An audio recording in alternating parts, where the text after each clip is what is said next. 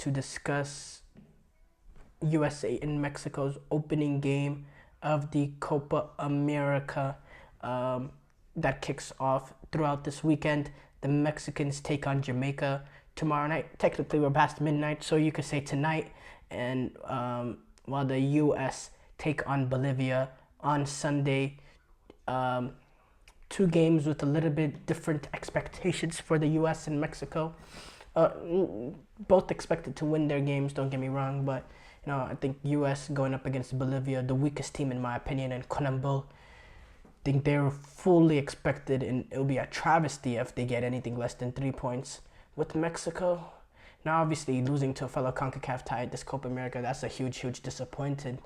But I think the expectation is, at least amongst the neutral, is that this game is probably 50-50 with this Mexico-Jamaica game. And the fact that, if you really want to go quality, there's not much difference, which is crazy. I never thought I'd see this day where I'd be saying there's not much difference in quality. But the honest truth is, in terms of quality, there's not much difference with this Jamaican and Mexican national team. Now, it's bad for Jamaica in the fact that they're not going to have Leon Bailey, which shows, now that they actually, the fact I'm saying this even without Leon Bailey shows the quality of players that they have.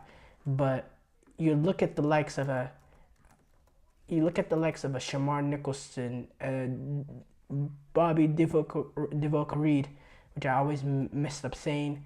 Look at a Mikel Antonio.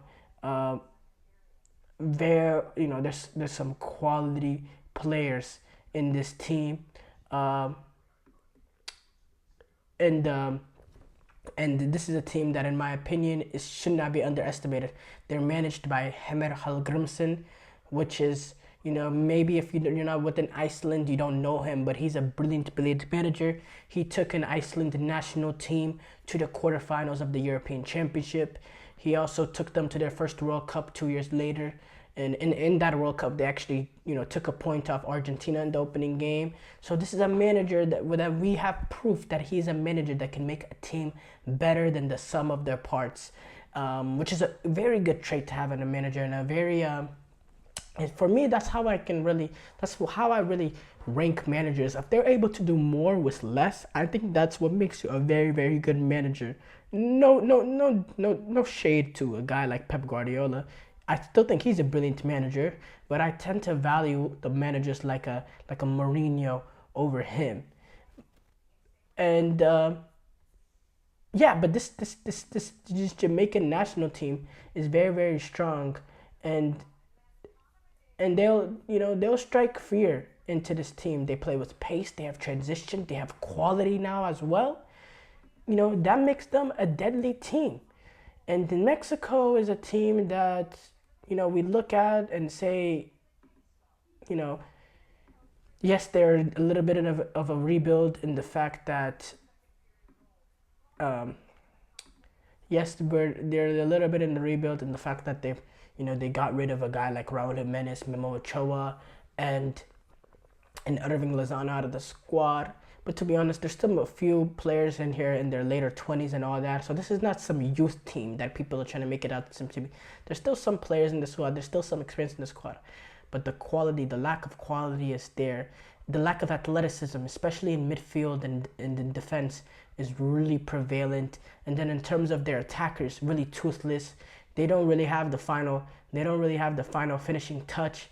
They don't have the ability to create space for anybody else besides themselves. And when they create the space for themselves, no real final ball ability.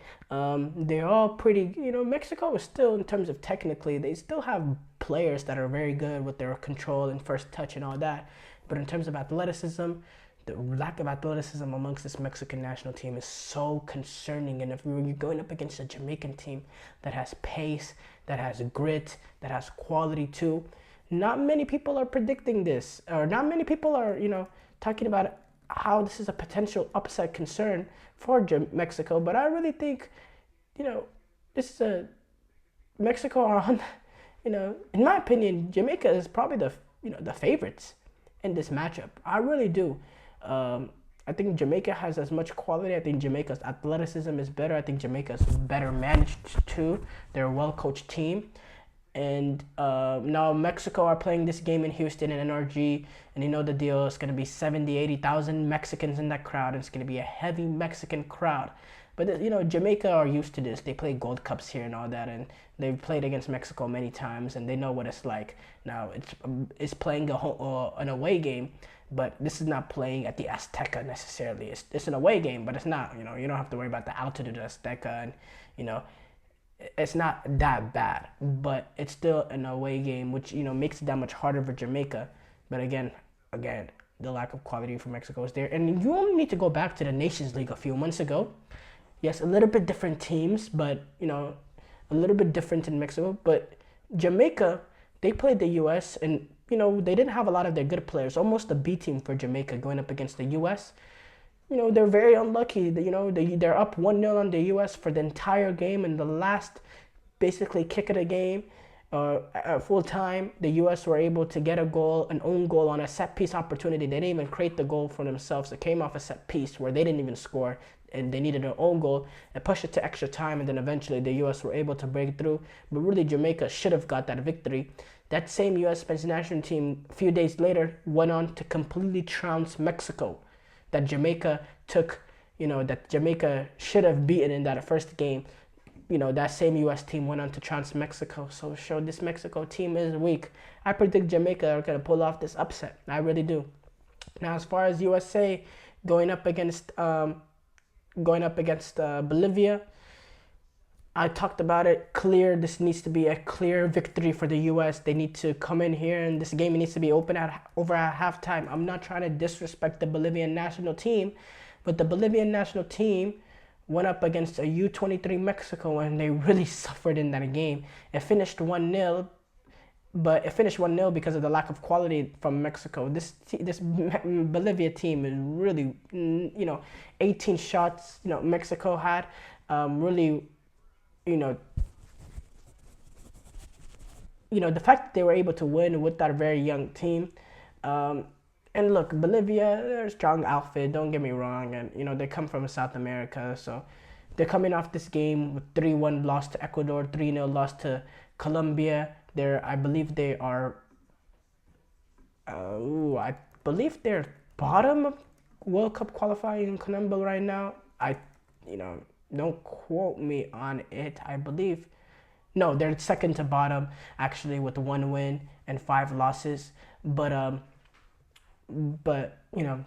Bolivia historically, their ability to get results against teams with more talent than them comes from the basis that they play their games in La Paz with that extreme altitude there. They're not going to have this advantage playing in the AT&T Stadium.